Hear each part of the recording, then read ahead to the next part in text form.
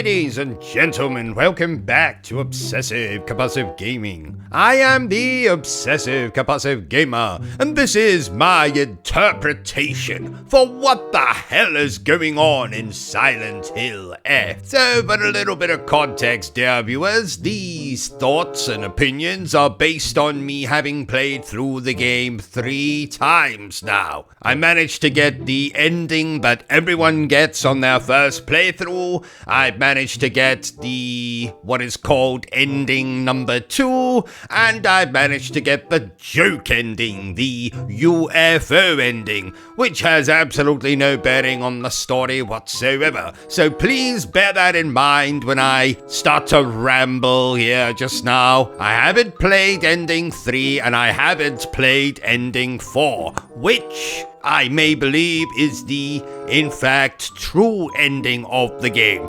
I also haven't looked up any theories, Wikipedias, any of that nonsense. These thoughts are just based on me playing through ending 1 and ending 2. So what the hell do I think is going on in this game? We have our main character, Hinako, who at the start of the game is talking to her sister, who I believe has just gone off and got married.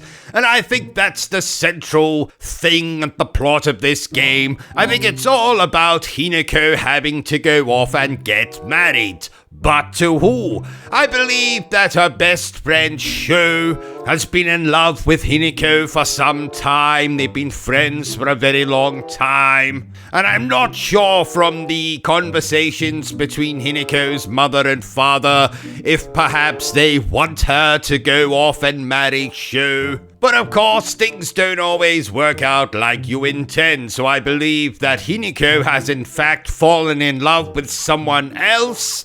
His name eludes me right now. So she is basically going to marry this chap.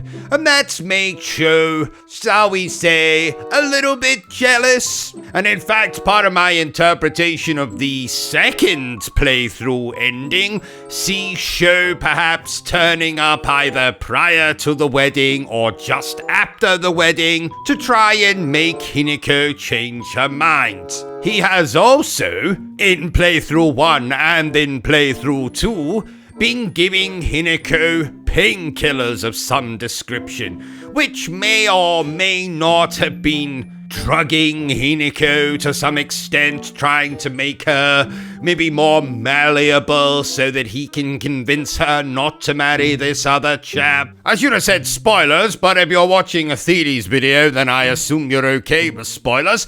But as you know, if you played through the game yourself, there's kind of, sort of, not just one Hinako, but 2.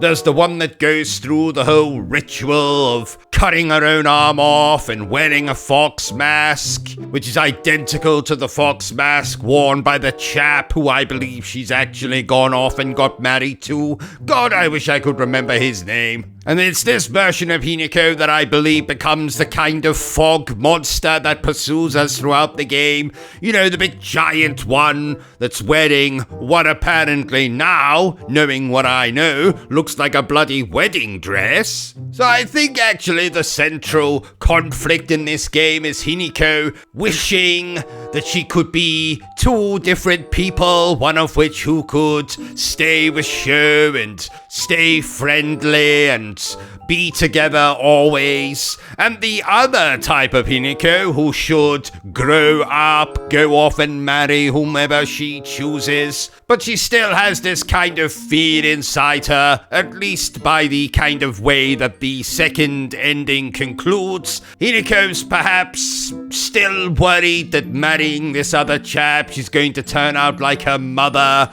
who may or may not be very unhappy living with Hinako's father, who at times is alluded to be quite abusive, maybe an alcoholic of some kind. Like I say, I haven't played ending 3 yet, and I haven't played what is probably the true ending yet, so of course, I'm sure there's going to be a lot more on top of all of that. I just wanted to share my thoughts after finishing the game for the 3rd time. Absolutely fantastic. fantastic game. And if you're going to ask me, well, if this is to do with the fear of getting married, the fear of growing up, where does the fog and the monsters all come into that? Well, I'm not here to explain any of that. I'm just here to explain what I think is actually going on under the surface. You know, stripped away of the fog and the monsters and the weird flower creatures. And that's my best guess, so what do you think, dear viewers? Have you played the game? Are you enjoying the game? Are you loving the game? Are you not loving the game? Why? Why are you not loving the game? Let me know in the comments down below. But remember the single most important thing I always tell you, dear viewer, and that is to always stay obsessed with gaming. Are you still here? Oh, you must have really enjoyed this video then. In that case, you had better subscribe to the channel and check out our other content.